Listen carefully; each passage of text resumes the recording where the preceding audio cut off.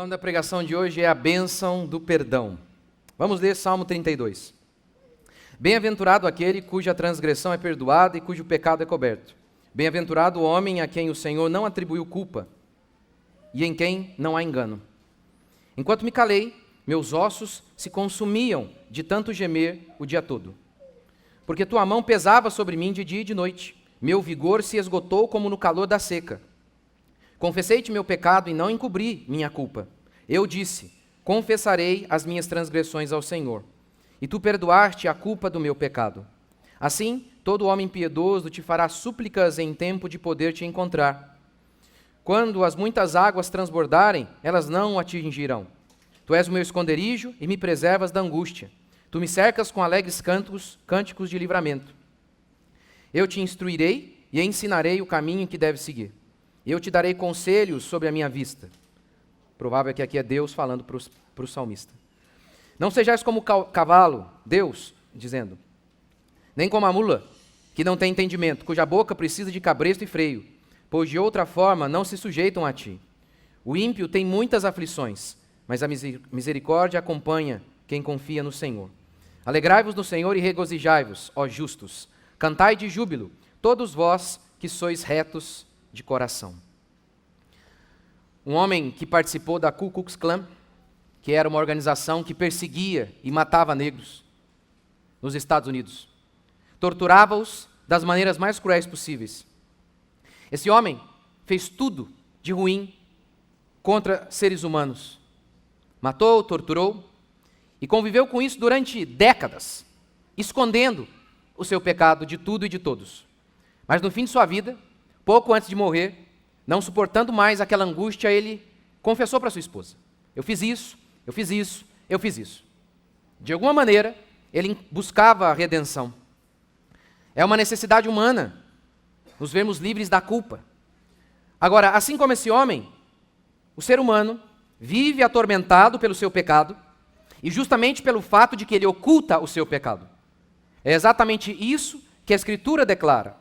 Como nós, muitas e muitas vezes, fazemos o que Davi fez. Porque aqui, nós não temos apenas um panorama sobre Davi, mas sobre o coração humano. E sobre como nós lidamos com a culpa. E sobre como nós lidamos com os nossos pecados.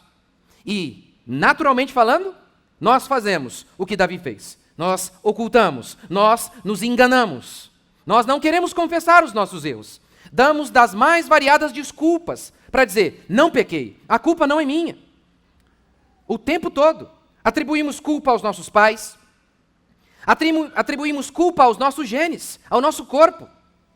Oh, eu estou sendo estúpida porque eu estou naqueles dias. Ou seja, atribuímos a todos a culpa, como Adão fez, até a Deus, menos a nós mesmos. Eu quero falar então sobre isso. Como é importante confessarmos os nossos pecados, termos percepção de nossos pecados, para que possamos nos aproximar de Deus e encontrar a felicidade. Porque o salmista diz assim, bem-aventurado aquele cujo pecado é perdoado. Bem-aventurado significa feliz ou abençoado. Palavras distintas, mas inseparáveis. Por quê? Porque você não pode ser feliz se a bênção de Deus não estiver sobre você. Portanto, feliz, abençoado é aquele que encontrou perdão por seus pecados. Em Deuteronômio 28, nós lemos uma lista dada por Deus para mostrar para nós o que é maldição. O que é maldição? Lá em Deuteronômio 28, Deus faz aliança com o seu povo, dizendo que se o seu povo não obedecer, o seu povo será amaldiçoado. E não, Deus não tem duas leis, Deus não tem... Não. Deus só tem uma lei, e a lei de Deus vale para o mundo inteiro. Se vocês pecarem, vocês serão amaldiçoados. Como? A lista de Deuteronômio 28. Vocês enfrentarão doenças. Sua família vai ser destruída. Vocês enfrentarão vergonha. A sua mulher vai ser mesquinha com você. E vai ser mesquinha até com seus filhos. Levítico 26, que é a mesma ideia. É Deus falando das maldições sobre o povo que quebra a lei de Deus. Levítico 26. Eu vou meter ansiedade no coração de vocês a tal ponto que uma folha se mexendo, vai fazer com que vocês fiquem apavorados. Apavorados. Ou seja, diante de circunstâncias mínimas, qualquer coisa vai colocar cada um de vocês num estado de ansiedade profunda, profunda. Em Miqueias, Deus também diz o seguinte: ora, ainda que vocês tenham boa família, ainda que vocês tenham o que comer, mas vocês vão comer, mas nunca vão se fartar. Ou seja, vocês poderão estar cercados de todas as bênçãos financeiras, e mesmo assim, vocês serão amaldiçoados. Por quê? Vocês vão ter comida, mas não vão ter prazer na vida. Como Isaías também disse: para os perversos, diz o meu Deus, não há paz. Pode haver dinheiro, pode haver família, mas paz perene, não, vocês não vão encontrar. Em Deuteronômio 28, mais uma vez, Deus diz o seguinte: vou espalhar vocês, mas entre essas nações, nem entre essas nações descansarás, nem a planta de teu pé terá repouso. Pelo contrário, nelas o Senhor te dará coração angustiado, olhos sem esperança e alma cheia de ansiedade. As pessoas estão confundindo a tristeza que eles têm com doença. Não é doença. O homem sem Deus está debaixo da ira de Deus. Está debaixo da maldição do Deus justo, vivo e todo-poderoso. É por isso que os homens estão tão angustiados. É por isso que eles têm uma angústia tão profunda, que eles chegam a pensar que é uma doença. Não. É porque eles não têm os seus pecados perdoados. Eles não se aproximaram do Criador. E por isso estão debaixo da ira de Deus, que pesa sobre eles todos os dias. Como Paulo declara em Romanos 1,18. A ira de Deus se revela do céu contra toda impiedade e perversão dos homens. Você que está aqui agora me ouvindo pela primeira vez, você que está me acompanhando aí na internet, e você ainda não se converteu genuinamente, e você pensa que o seu problema é a sua família, é uma questão financeira. Não é. Não é. O problema é que você está longe do Criador. É porque você não foi perdoado de seus pecados, por isso você não é feliz. Você não está doente. O seu maior problema não é a sua condição financeira, é o seu pecado, é o fato de que não é o governo que é contra você, não é que Satanás é contra você. A Bíblia diz que Deus é contra você. Que no instante em que o homem se rebela contra Deus, ele se transforma em inimigo de Deus. É isso que a Escritura declara. E Deus passa a perseguir esse homem para amaldiçoá-lo. É por isso que você está como um errante pelo mundo. É por isso que você é como um pássaro que nunca encontra repouso, que nunca encontra paz. Porque você não tem os seus pecados perdoados. Você não tem uma fé genuína. E por isso, por mais que você prospere, por mais que você avance na vida e conquiste todo o sucesso do mundo, ainda assim, a sua alma vai viver em um casebre. O seu corpo pode estar em um palácio, mas ainda assim, a sua alma estará em um casebre. Feliz aquele que tem os seus pecados perdoados. É sobre isso que eu quero falar hoje. A bênção de sermos perdoados. A bênção de podermos nos aproximar do nosso Deus, por meio do perdão oferecido por Cristo Jesus. Primeiro, a bênção do perdão. Calvino, comentando essa passagem, diz assim: a mais elevada e melhor parte de uma vida feliz consiste nisto. Deus perdoa a culpa humana e recebe graciosamente a pessoa em seu favor. Como citei Deuteronômio, mais uma vez. Em Deuteronômio 28, Deus fala das bênçãos que ele daria se o povo obedecesse, mas ninguém obedeceu. Filhos, vocês vão ter filhos. Vitória sobre os seus inimigos. Prosperidade. Não haverá estéril no meio de vocês. Honra, vocês serão honrados. Vocês serão estabelecidos. Mas, diz Paulo, que a lei veio para mostrar que todos pecamos. O primeiro pacto, o pacto das obras, foi este: cumpram a lei e vocês serão salvos e abençoados. Quem cumpriu? Ninguém cumpriu. E por isso, a maldição da lei está sobre os homens. O que seria isso? A consequência dos pecados é vista na vida do homem. A infelicidade, a angústia, a condenação eterna. Porque os homens não cumpriram a lei de Deus. E nenhum homem jamais cumpriu. Nenhum homem bíblico jamais cumpriu. É por isso, então, que todos os homens nascem condenados. Nascem debaixo da maldição, da justa maldição de Deus, por conta de seus pecados. Mas, quando eles creem em Cristo Jesus, aí diz o texto, nós não estamos mais debaixo da lei. O que significa não estamos mais debaixo da lei? A lei tinha seus mandamentos, suas promessas e suas condenações.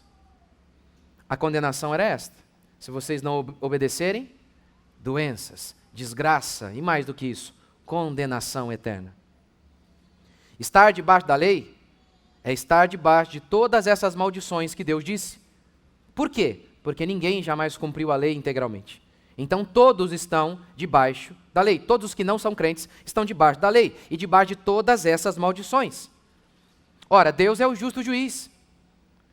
Você não fica irado quando um juiz deixa um criminoso sair impunemente? Portanto, Deus, sendo o justo juiz, ele tem que punir o pecado. Deus, como justo juiz, ele tem que amaldiçoar o homem. Ele tem, e de fato é o que ele faz, como justo Deus. Como justo Deus, ele dá ao homem a retribuição de seus pecados. Ele o amaldiçoa. Deus persegue os homens. Como a Escritura declara, o vosso pecado vos há de achar. Deus é como aquele... Como é que é o Felipe, o cara que vai lá, sempre em casa lá, os caras da polícia? Quando a gente é processado? Hã? Oficial, né? Oficial de justiça. Vai perseguir a gente, não é? Vai lá procurar por nós. Deus é este que vai onde o homem está. E não tem como fugir dele. Não tem como fugir de Deus. Onde você está, o homem ímpio, Deus está lá, perseguindo-o para amaldiçoá-lo. É por isso então que um homem sem Deus, ele não tem paz, porque ele está debaixo da ira de Deus. Ele está debaixo da ira de Deus. Ele precisa de redenção. Ele precisa de perdão. E, como eu falei quinta-feira aqui, não sei se vocês vão lembrar. Em qualquer lugar do mundo onde vocês chegam, nas tribos mais longínquas, o missionário chega lá na tribo. Nenhum missionário havia chegado antes. O missionário chega, mas ele chega pela primeira vez. Mas antes do missionário chegar, a religião já tinha chegado. Como assim? Como você explica o fato de que nas tribos mais longínquas, sem acesso a nada, o missionário chega e descobre que aquelas pessoas têm lá um ritual de redenção. Tem lá um sacrifício que eles fazem. Como é que você explica isso? De onde veio isso? De onde, meus irmãos? Quem diz para eles isso? Quem diz para eles que eles têm uma necessidade de perdão de seus pecados? A religião deles é falsa. O sacrifício deles não vale de nada. Mas eu pergunto para vocês, de onde vem a perspectiva deles de que eles precisam de redenção? Paulo diz em Romanos que mesmo sem lei, os gentios têm uma consciência que os reprova, que diz para eles que algo está errado, que diz para eles que eles estão em falta, que diz para eles que eles têm pecado contra Deus. É por isso que em todos os lugares do mundo, nessas tribos mais longínquas, os homens buscam redenção. É uma necessidade humana. Assim como você necessita de água, você necessita de perdão, porque você sabe lá no seu íntimo que alguma coisa foi quebrada, que alguma coisa está errada na sua alma, que você fez alguma coisa muito ruim, que você precisa ser consertado. Mas o pecado, ele tenta dizer para nós, não, você não precisa disso. Não é verdade, porque a necessidade humana de perdão é tamanha que, qual o som mais doce para o encarcerado? O barulho das chaves. Qual o bem mais precioso para o faminto? O pão. Qual o elemento mais importante para o sufocado? O ar. Qual é a maior necessidade do homem pecador? Perdão. Perdão. Perdão. Quando temos os nossos pecados perdoados, significa que Deus não é mais nosso inimigo. Porque se nós, sendo inimigos, Paulo está dizendo que nós éramos inimigos, fomos reconciliados com Deus pela morte do seu Filho. Nós éramos inimigos. Aquele que crê no Filho tem a vida eterna, mas aquele que não crê no Filho não verá a vida, mas a ira de Deus sobre ele permanece. Todos os homens ímpios que vocês veem por aí, todos eles, do mais rico ao mais pobre, do plebeu ao rei, todos estão debaixo da maldição de Deus. É por isso que a vida deles é tão insatisfeita. Eu acho que eles são, para falar a verdade, heróis. Como não metem uma bala na cabeça? Porque eles estão debaixo da ira de Deus. Você sabe o que é a ira de Deus? Lembra do dilúvio? A maldade humana subiu até Deus e Deus disse: vou punir vocês. Como? Vou matar todo mundo. Crianças morreram, bebês morreram, senhoras morreram.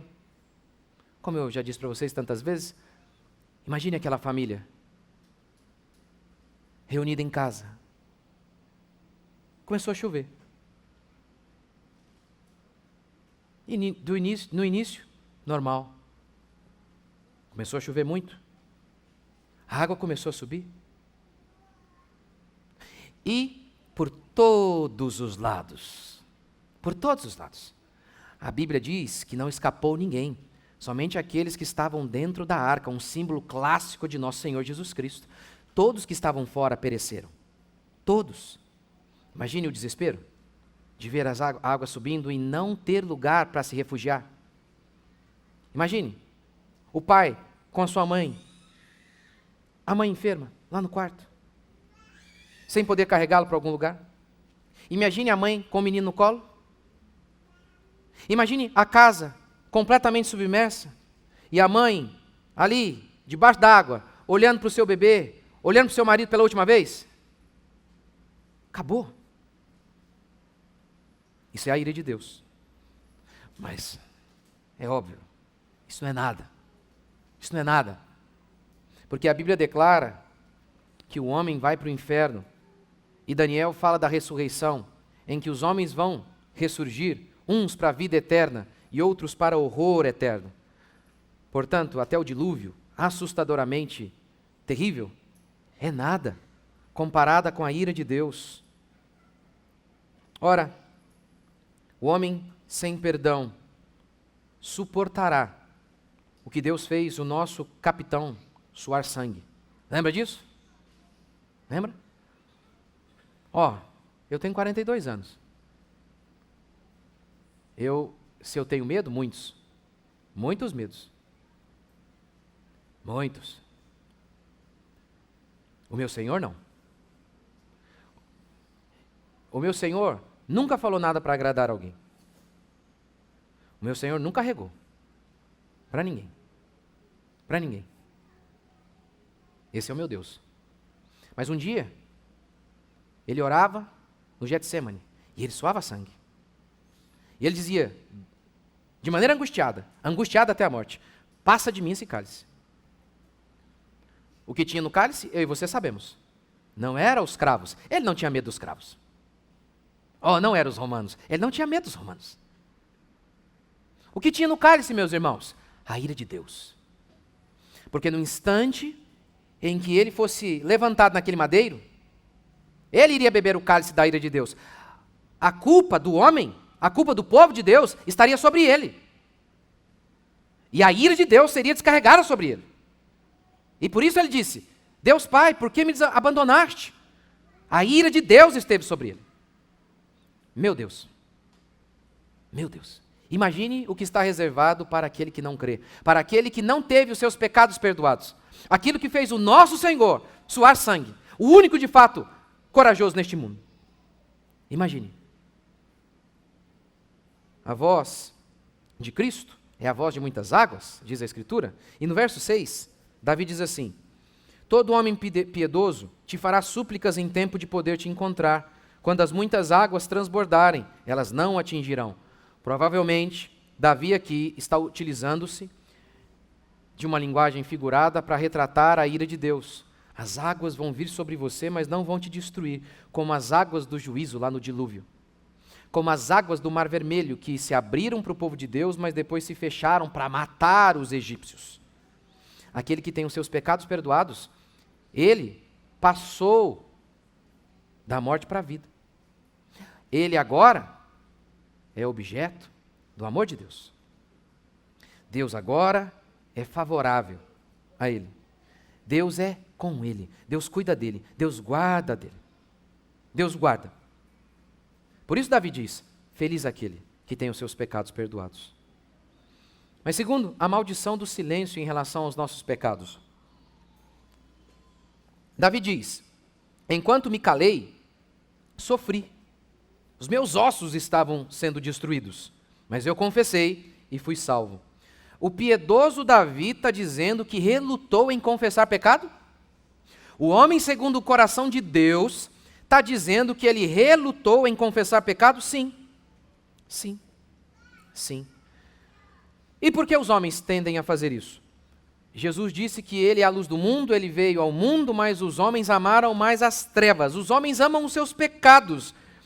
E, para pecar sem sentir culpa, eles ocultam seus pecados, eles mentem para eles mesmos. No verso 2, Davi diz assim, bem-aventurado o homem a quem o Senhor não atribui culpa e a quem não há engano. Por que Davi diz isso? Porque é o que nós fazemos, nós mentimos, nós enganamos. E mentimos para nós mesmos. Mentimos. Veja o que o homem moderno hoje diz, para não buscar ao Senhor. Ah não, eu não creio na Bíblia porque... Cadê os milagres? Eu não estou vendo nenhum milagre. Aí eu pergunto para ele, ah é? Você é darwinista, né? É, sou. Cadê os milagres da evolução? Você não vê? Cadê? Ah não, mas não dá para ver porque é em milhões de anos, então não é observável. Ah, entendi. Mas você quer observar os milagres aqui. Ó. Você falou, eu só vou crer se eu vir os milagres. Eu vi um morto ressuscitando, aí eu creio. Ué, mas em relação à evolução você não vê e crê? Mentiroso. Mentiroso. Você está se enganando. Está mentindo. Está mentindo. É mentira. Mentira. Você já reparou? Pessoas que muitas vezes saem da igreja? Não da falsa igreja tem que sair mesmo. Mas mesmo uma boa igreja, a gente é imperfeito. É óbvio que é. Ó, sabe quantas vezes eu já vi isso aqui, ó? Ó, fulano, tem a foto sua aqui, ó. Traindo sua esposa. Tem as provas aqui, ó. Aí sabe o que a pessoa falou? Eu estou saindo da igreja. Eu falei, por quê? Não, porque você não lidou da maneira correta. Mas como não? Eu estou te mostrando aqui, ó. Não, mas não é assim. Ou então, outra coisa que acontece muito é, eu vou lá falar com a pessoa, falei, fulano, aconteceu isso aqui, papapá, papapá. Aí a pessoa diz, não volto mais na igreja. Eu falei, por quê? Não, porque a pessoa, ela teria que ter falado comigo primeiro. Por que ela foi falar com você, pastor? Não, ela tem que falar comigo. Eu falei, você está mentindo. Você está fazendo que nem o Lula. É porque o Lula foi isso, não foi? Claro que foi. E os crimes dele? Por que ele foi... qual que é o termo certo, Felipe? Absolvido não foi, né? Descondenado, né? Descondenado. Que nem, é um neologismo. É um neologismo isso aí, né? É porque não foi julgado no lugar correto, entendeu? O caminho não foi, o trâmite. Aí não pode. É mentira. É mentira. Você está escondendo seu pecado. Você não quer confessar o seu pecado. Não quer. É impressionante como que o ser humano se torna irracional. Como ele diz aqui, ó, verso 9. Não sejais como o cavalo, nem como a mula, que não tem entendimento. Como que nos tornamos irracionais em nossos argumentos? Irracional. É completamente irracional. A perspectiva moderna, ela é completamente irracional. Note, vai, Big Bang. Ah, tudo veio de uma explosão. Nada nesse mundo pare a ordem se veio do caos. Exploda aqui esse lugar. Aí daqui a bilhões de anos, como é que vai estar isso aqui? Um caos. É isso que a gente vê na natureza. Mas o Big Bang diz isso para nós. Pense nisso aqui, ó. Olha, ninguém nasce homem ou mulher. É uma construção social. Ninguém. Mas o que os gays dizem? Eu nasci gay. Mas é irracional. Não faz sentido. Ou pense na mentalidade relativista de nossos dias. Olha, não há verdade absoluta. Aí eu falo para ele, você acredita nisso? Eu acredito. Eu falei, isso é uma verdade absoluta. Eles dizem, não é possível conhecer, todas as religiões então estão certas, porque já que não é possível conhecer, então vamos largar na mão aí mesmo e cada um segue o que achar melhor. Aí eu pergunto para ele, mas como você conheceu essa verdade de que não é possível conhecer? Então pelo menos essa verdade é possível conhecer, não é? Percebe que é irracional o que você fala? Existe uma verdade absoluta, existe um Deus absoluto, e você sabe disso. Ah, pastor, mas é muito pastor pilantra. Mas sempre existiu, você sabe disso. Você sabe. Claro que você sabe. Na época de Jesus tinha um monte. Na época de Jeremias tinha um monte. Mas Deus também disse que Ele sempre conserva os seus 7.000. Mas os homens dão desculpas e mais desculpas. Inventam milhares e milhares de desculpas para esconderem os seus pecados, para não buscarem o Deus vivo e todo-poderoso. Aí Deus diz, vocês percebem que vocês são como animais, que os seus argumentos são irracionais, e eu tenho que colocar um freio na boca de vocês? É isso que Deus tem que fazer? Vou colocar um freio para você parar de mentir, para que você se cale com seus argumentos falsos, e você me adore. Terceiro, a confissão e suas bênçãos. Como Davi é redimido? Nas filosofias e em todas as religiões, o que inclui as falsas religiões, desculpa, em todas as outras religiões que são falsas, só há uma verdadeira, o verdadeiro cristianismo. Em todas as falsas religiões, o que inclui o catolicismo e uma boa parte das igrejas evangélicas, você é salvo por aquilo que você faz. Você é perdoado por aquilo que você faz, mediante a prática do bem. Funciona mais ou menos assim. Eu matei um, mas salvei outro. Paguei minha dívida. Não, na lei de Deus não funciona assim. Na lei de Deus não funciona assim. Você não pode impor as suas leis. Você adulterou, traiu sua mulher, você foi uma má pessoa. Mas aí chegou um momento que você se tornou uma boa pessoa. Agora eu sou um cara legal, me redimi. Não, não funciona assim. Você não é o juiz. Você não pode estabelecer a lei. Quem estabelece é Deus. E a lei de Deus declara o seguinte: um pecado só, e você já é réu de toda a lei. E não apenas isso, você já nasce condenado porque a culpa de Adão está sobre você. Essa é a lei de Deus. A lei de Deus diz o seguinte: cumpram a lei todos os dias e toda a lei. Fora disso, culpado. Não é você que estabelece a lei. Não adianta se comparar com a sua tia, você é melhor que a sua tia, você é melhor que o político corrupto. Não é esse o padrão, não é essa a régua.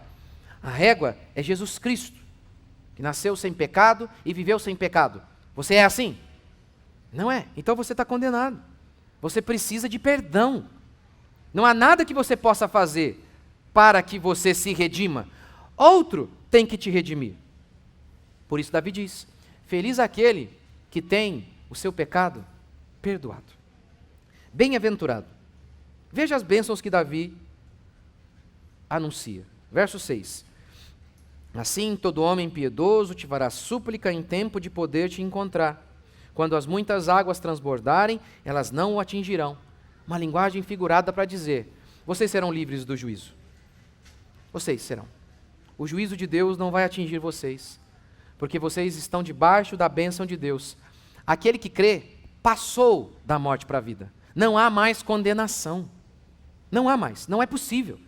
Você está debaixo da bênção de Deus. Se você cair morto aqui amanhã, você é crente, você creu em Deus, você vai como uma bala para Jesus Cristo. Como Jesus disse para o ladrão na cruz, que viveu a vida inteira no erro, mas ele creu. E por isso Jesus disse, hoje mesmo estarás comigo no paraíso. É a bênção de sermos livres da ira vindoura. Segundo, Davi diz, verso 7, tu és o meu esconderijo. Tu és o meu esconderijo. Deus nos protege. Eu não sei se foi no quarto processo que eu fui processado. E eu lembro que fui lá prestar depoimento e tal, depois o Felipe ligou dizendo que a gente tinha ganhado. E eu lembro que no dia anterior, eu tinha feito algo tão errado, tão errado, tão errado, tão errado. Eu falei, Senhor, tem misericórdia de mim. E aí a gente venceu. Foi muita coincidência, né?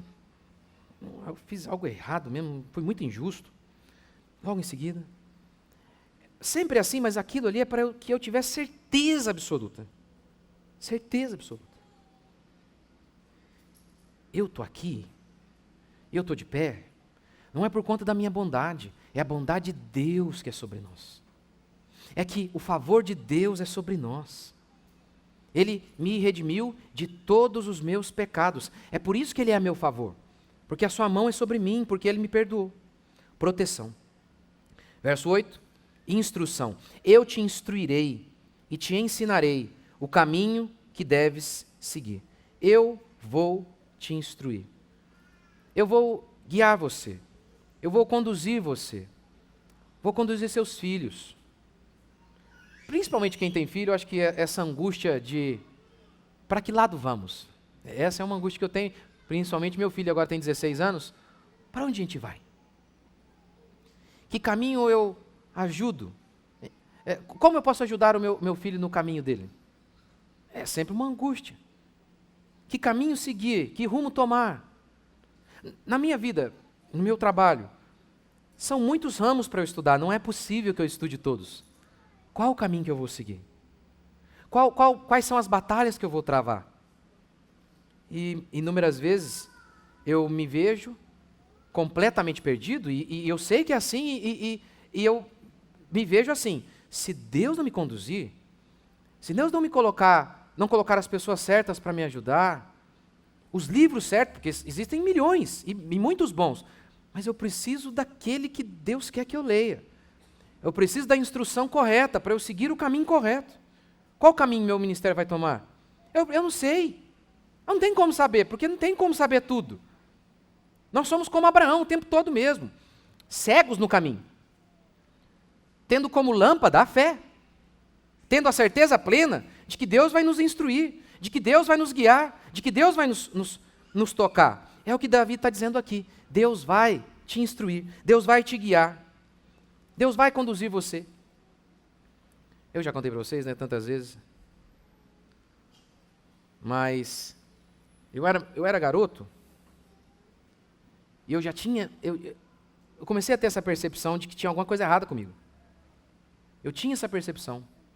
Eu achava que eu era um garoto bom, eu casei virgem, eu era trabalhador, enfim. Mas eu tinha alguma coisa errada. Tinha alguma coisa errada. E conforme eu fui ouvindo o Evangelho, eu entendi, era isso. Eu preciso do perdão que vem de Deus. Eu nasci condenado. Eu nasci todo torto, como diz Davi. A minha vida é errada. O meu coração é errado. Eu preciso que Deus me redima. Eu preciso que Deus conserte a minha vida. Conserte. E foi o que Ele fez. Ele transformou minha história, Ele me lavou de todos os meus pecados, e é por isso que hoje, mesmo em meio às dificuldades, mesmo quando as coisas não vão bem, eu posso afirmar que Davi está certo. Eu posso, por experiência. Feliz o homem cujo pecado é coberto, é perdoado. Por quê? Ora, porque aí você é objeto do amor de Deus. Deus ama você, Deus cuida de você, e você tem a certeza de que até as coisas ruins que acontecem estão debaixo do controle de Deus. Deus está usando essas coisas para o seu bem. Você tem fé, você tem certeza, você tem esperança.